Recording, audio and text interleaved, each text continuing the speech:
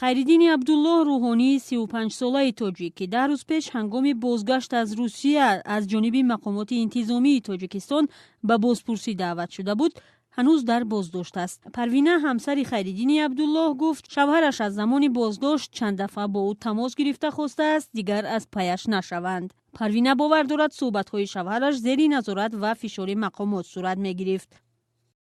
مقامات وزارت کارهای داخلی تاجیکستان روز 31 دکبر در صحبت با رجای آزادی بازداشت خیریدین عبدالله را رد کرده گفته بودند که او تنها برای صحبت دعوت شده است.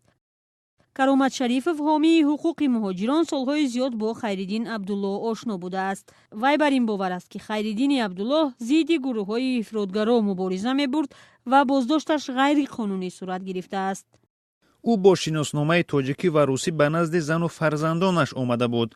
برای بازپرسی و بازداشت یک نفر باید قبلا دعوتنامه پیشنهاد میشد. حالا مقامات وزارت کارهای داخلی از ارائه هر گونه شرح به سوالها درباره این روحانی جوان خودداری میکند.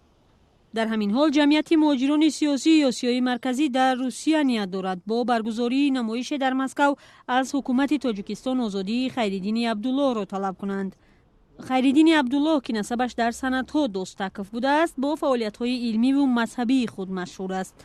او تحصیل کرده ایران بوده در روسیه کار و زندگی میکرد. در این کشور چند دفعه به جان او سوءقصد هم صورت گرفته است.